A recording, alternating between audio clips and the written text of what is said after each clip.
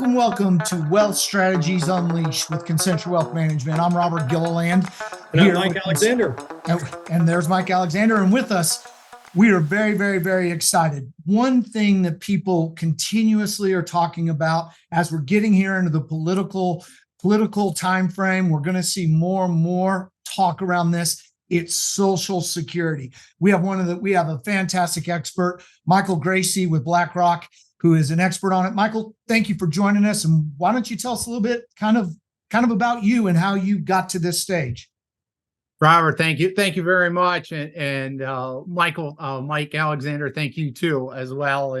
And I'm excited to be invited to be on your program today. So yeah, as you said, I'm with Blackrock. I've been with our firm for over 28 years.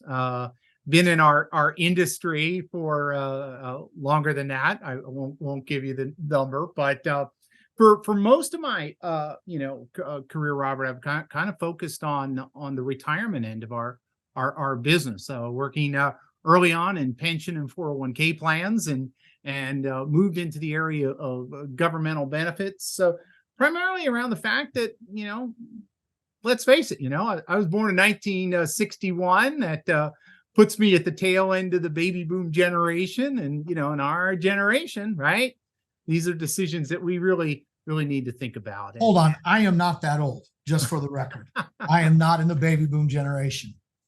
Mike, but I am in the ballpark, so you're good. Okay. So you've built your business around becoming and knowing about Social Security. And that's where you've spent a significant amount of your time, right? Yeah, I think one of the things we recognized working with financial advisors like you, Robert, is that there was definitely a gap between the information or the understanding level of near retiring investors around Social Security, right, and what to do, right? And we recognize that if we could partner with the right advisors, we could begin to tell a story that we thought would be beneficial, right? We know Social Security is one of the few remaining sources of lifetime inflation-adjusted income, right? And it's really important to get those decisions right. And that's kind of where I've been focusing myself the last couple of years. Well, let's kind of dig into this. And one of the things that when we're sitting down and we're planning with people, because all of this comes into play, is that one of the things that we found is that people have the greatest amount of enjoyment in retirement if they have a significant amount of guaranteed income in retirement. And the one thing that the vast majority of Americans have, because we've lost pensions pretty much across the board, is Social Security. And I heard some statistic, roughly about 70% of people get their advice of when to start to collect Social Security from their next door neighbor. So my guess is that there's probably a lot of questions, a lot of things out there inside of that, without taking too much of time, because we want to pick your brain on it, just to put it in some context. Ida Mae Fuller put $24.75 into Social Security and ended up collecting nearly $23,000. Social Security, she definitely won that bet. A lot of clients talk to us about Social Security. Some of them want to ignore it, some of them don't. But let's start with the basics of Social Security. How does it work? When do you collect? Those types of things. Yeah, I think I always love the Ida Mae Fuller story, right? The flip side of that is true, right? There are some people, the luck of the draw, never collect Social Security benefits, right? But when we think about these decisions as part of a broader planning conversation, conventional wisdom, as you said, right, says people should, maybe begin collecting those benefits as soon as possible. But the reality is, with today's greater life expectancies, right, when your client elects to start collecting benefits, those issues can have a significant impact, right? You've asked me to talk about Social Security, but let's realize that these decisions are much more a part of a broader, comprehensive retirement planning approach, right? The type of things that you do for your clients each and every day. So guiding the combination around, hey, what are those Social Security decisions, right? And adding it to their broader wealth planning discussions really kind of come into play. So some of the things for clients to consider around this, right, is, what is that individual's expected longevity, right? How long do they think they're going to be around? Are they married? And if so, maybe there are age differences between spouses, right? Is the individual going to continue to work, right? Or are they actually going to retire? We know a lot of people start retirement and then they get bored and they go back to work, right? Right. How does that impact it? Children considerations, minors, right? And other things like governmental pensions as well. But your question to me was, okay, how does Social Security actually work? What are the basics, right? So the first thing to recognize is that most individuals, as we work each year throughout our career, we're charged a payroll tax as mandated by the Federal Insurance Contribution Act, right? The Social Security Act, FICA, right? That's not a country club. It's not a country club. Absolutely right. And we recognize it is 6.2% of our income. And in 2023, we pay 6.2% on the first $160,200 of wages, right? On top of that, our employers, right, if we're not self-employed, actually match that contribution each year, right? So to be eligible, though, to collect a Social Security benefit based off of our own work record, a worker needs to have earned 40 credits or 40 quarters, right? We got 4 quarters per year. Do the math. It means you got to work approximately 10 years to be fully insured and eligible to collect a benefit based off of your own work record. Now, Robert, because of this, a lot of people think in those old pension rules that you talked about that Social Security is based on 10 years, right? Or maybe the final 10 years of a career, right? But the truth is, they actually base our benefits on the 35 highest paid years of our career, not 35 consecutive, but the best overall 35. So Mike, let me ask you a question about that. So, because this is something we bump up against a lot when we're sitting down and planning with people, is if someone retires at 56, yeah, their Social Security benefits are probably not going to be greatly affected unless from 66 to what age? Yeah, I think you make an estimate point. And it kind of comes back to their Social Security statements that we get each year, right? So one of the things that we always advise people is Social Security updates your statement once a year within 3 months of your birthday. So as a birthday present to yourself, go out to Social Security's website, download that statement each and every year. And I'm sure as you encourage people, share it with you, right? Because it's part of that broader discussion. But when you're looking at that statement, they're going to show you estimated benefits at retirement, right? Or your full retirement age. For me, born 1960 or later, and for most of our clients thinking about these decisions now, my full retirement age and yours, Robert, is our 67th birthday. So it's going to show an estimated benefit when we turn 67. It's also going to show us estimated benefits if we wait until 68, 69, et cetera, or if we start dialing them back and taking it early. But one of the things that statement does to your question, it makes an assumption that I am working at my current wage level until I start collecting those benefits. So if I look at my Social Security benefit and it shows me an estimate at 67, but I actually dial it back, I actually stop working, let's say at 60, as you mentioned, I can have a couple of zeros in there, which may, on the statement, overstate the value of my benefit. It is based on the 35 highest paid years of one's career, but you got to recognize that Social Security is estimating our future wages, which could overstate in some cases the value of that benefit. That's a nuance a lot of people don't pick up on. That's a great question. That would probably be more impactful for people who earn less than whatever that cap is. This year it's 160, right?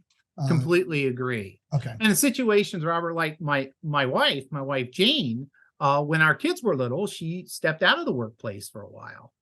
We, as you know, we have a son with autism. So my wife actually took 12 years where she wasn't working. So she has a bunch of zeros in her work record. Now she went back to work later on, and she's beginning to chop those zeros off one by one. So again, it's not consecutive years, right? It's the 35 best years of one's overall career. Yeah, I think that's you on that. It's just because clearly you have a lot of folks who are a single spouse. During the child rearing years, for example, they may have gotten that 8 years worth of credit, and they're thinking, "Gosh, I just need 2 more. I just need to get this 2 more years. I'm still going to have a lot of zeros possibly, but I guess." In your experience, it's not too early to start talking about Social Security. You don't have to be 60 years old to be thinking about how you're going to manage that, correct?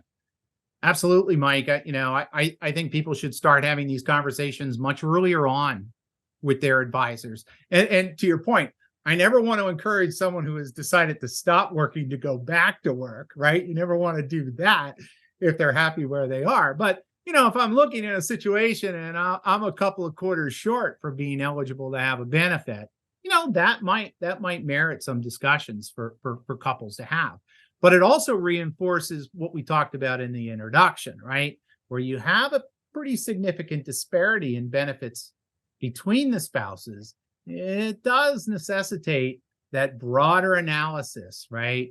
That you guys do for your clients, right? Thinking about that in more granular as part of that comprehensive plan. So Mike, when you're looking at this, so I think people have a general idea, but what are the important ages, right? What are the things that people should think about collecting Social Security? I think most people are familiar that the first time you can collect is 62. Right. Yeah. So one of the things people absolutely need to recognize, right? And that's the statistic you brought up earlier, is if I start my Social Security benefits early, prior to hitting my full retirement age, Social Security is going to reduce what I get. And they actually have a monthly formula to determine the amount of the benefit reduction. I won't go through the whole formula, but it's a 5/9, 5/12 formula that reduces one's benefits. So if my full retirement age is my 67th birthday and I take Social Security early at 62, I'm only going to receive 30% of my benefit, right? I'm looking at a significant reduction versus what I would be entitled to receive if I waited until my full retirement age. Now, remember, it's a monthly formula. So the closer you get to full retirement age, the greater your benefit is going to be, but a pretty significant reduction, right? If one elects to take those benefits early. And the one thing I would say on that, and correct me if I'm wrong, is that is for the rest of the time that you're collecting.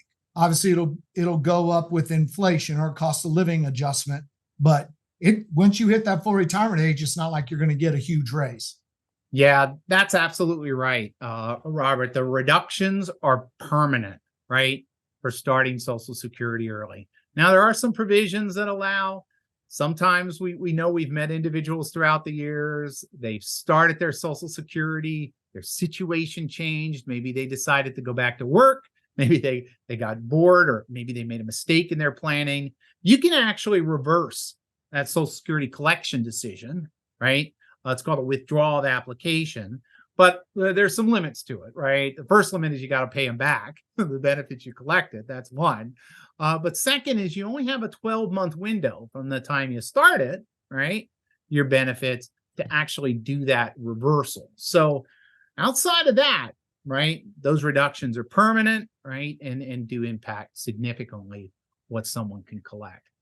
The other thing about taking Social Security early is the fact that Social Security Administration really wants people to be retired when they start collecting their benefits. So they'll actually penalize someone if they've started Social Security early and continue to work, right? They do this through an earnings limit or a wage test, right? And that wage test, that annual limit, it changes, it indexes each year, but it's a little over $12,000 here in 2023. 12,600 might be the exact number, but pretty close to that. But if I've exceeded that limit after I started to collect my benefits, Social Security will begin to withhold $1 of benefits for every $2 of my wages above that threshold. So it doesn't take a heck of a lot of working, right, to begin to put a pretty big dent in an already reduced benefit. And it's another feature of Social Security that people really aren't aware of. Yeah, You know, Mike, Yeah, sure. that we tend to get a lot, and I think, we hear this a lot, obviously, with clients, is that, is this even going to be around for me? I think, when Social Security was created, I think people tended to think that it was obviously for widows and orphans. Life expectancy was a little bit lower back then. And clearly things have changed. And so a lot of times, and we particularly will hear this a lot of times with the younger crowd, but it's really more, is this even going to be around? How do I need to think about that? Yeah, Mike, life expectancies changed significantly, right? When Social Security started, the average life expectancy, median life expectancy for an American male was just 58 years old, right? We weren't designed to get it, right? They weren't expecting us to collect these benefits very long, right? But over time, we fooled them. Median life expectancy today is a little over 77 years old. 76 for men, about 81 for women. So there is definitely a gender difference in life expectancy, which we all kind of realize. But what's important to recognize is, what is your median life expectancy if you've made it to retirement? So, gotten all that reckless youthful behavior out of the way, Mike, and you have made it to retirement, well, there's a good probability you're going to live well into your 90s. Median life expectancy for a male jumps up to 87, and median life expectancy for a female is 89, right? That's planning for a lot of income during those early retirement years. Social Security does have a challenge, right? And that's the solvency issue that a lot of people are concerned about. And historically, it's been around for a long time. Back in the 80s, 1983 to be exact, I mean, the environment was a lot like where we are today, right? Inflation was high. People were worried about the solvency of Social Security. They kicked the can down the road. Congress did for a number of years. But in 82, 83, they got together and they made some changes. One of the things they actually changed was our full retirement age, moving it from 65 up to me for as high as age 67. I was younger. I was 21 years old and I didn't really care that they changed my full retirement age, but obviously my opinion's a little different now as I'm pretty close to it. But one of the things that those changes did was allowed for the creation of a Social Security trust fund, right? And that trust fund has grown since the 80s to where it is now. Now, each year, the Social Security Administration is required to issue a trustees report to Congress. And in the 2022 trustees report, these are some of the statistics are there. The income from Social Security, right? What comes in our contributions, earnings from that trust fund is about $1.08 trillion. However, expenses last year, 21-22, first time since the 80s, expenses, benefit payments began to exceed the income. $1.145 trillion in expenses. And this is expected to continue over the next several decades. Why? Greater life expectancy for the baby boomers, right? And the size of that generation.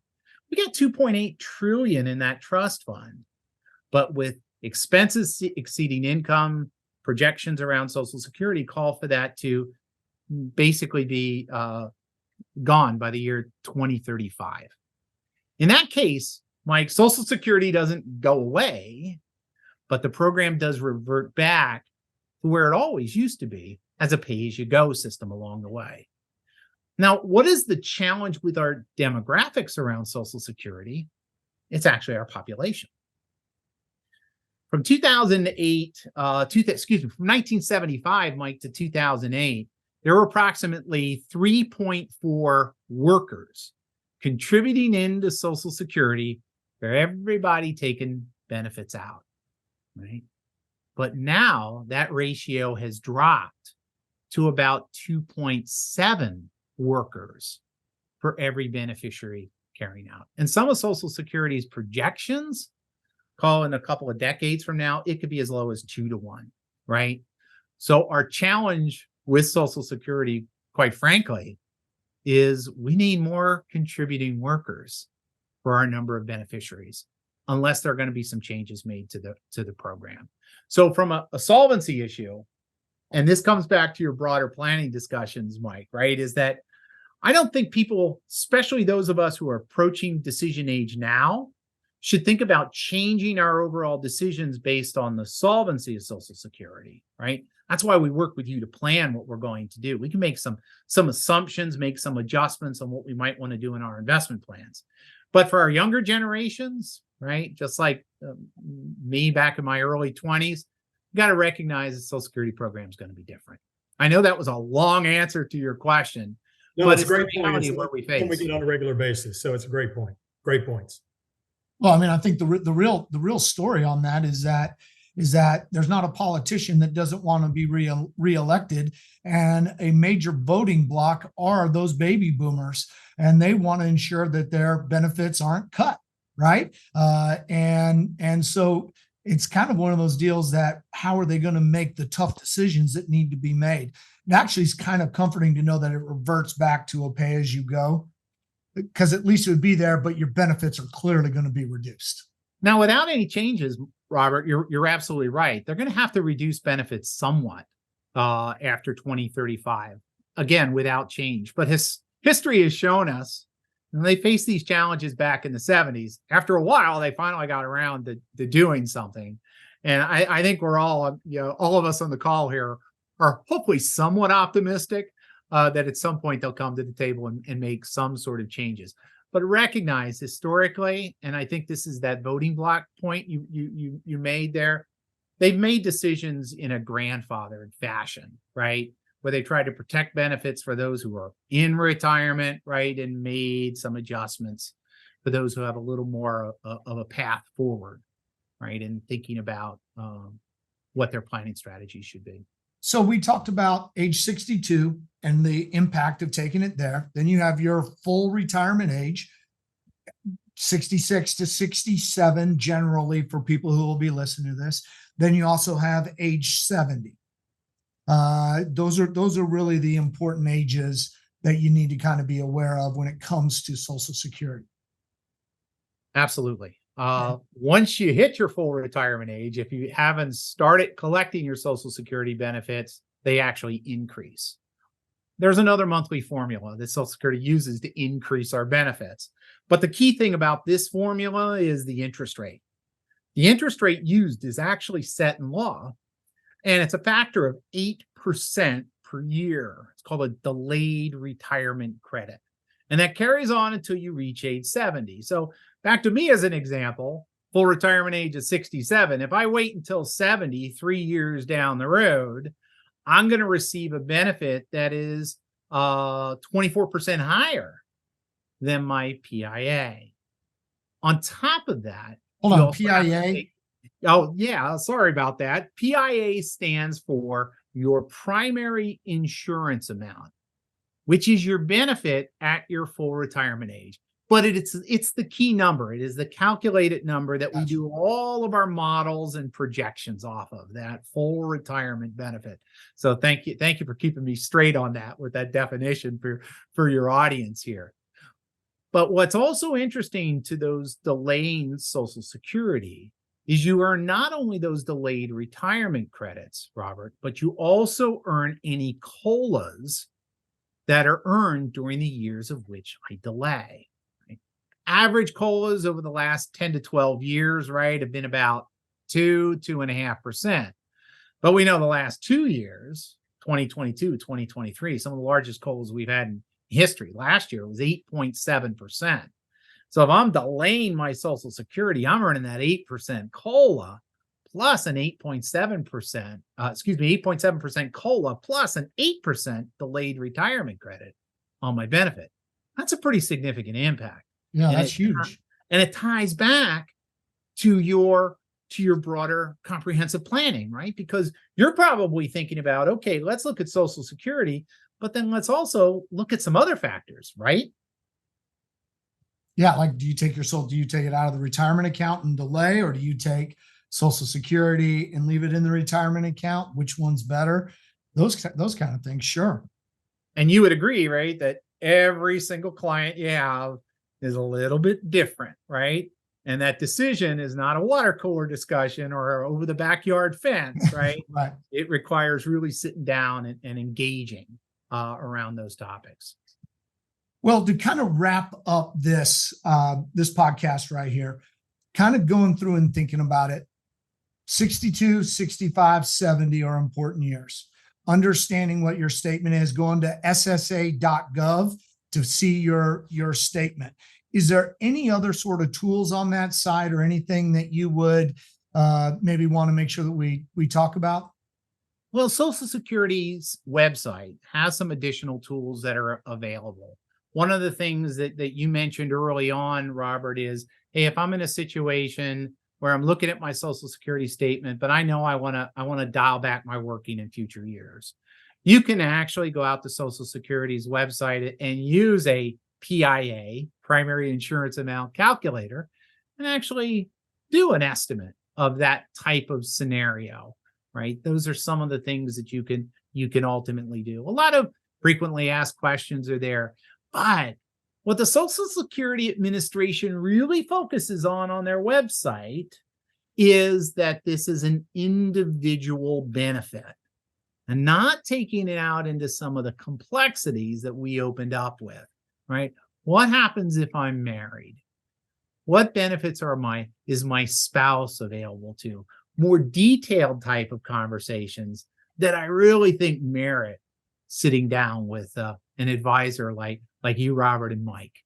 Yeah, and I think one of the things it's pretty amazing when we sit down with people, we always go through to talk about that and talk about, let's evaluate the differences of when you should go and take that.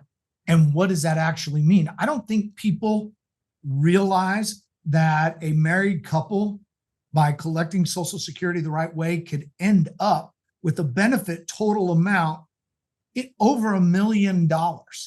It's a real decision that you have to make and a real thing that you have to go through to think about. And you have to take it into account and what your goals are and where you are.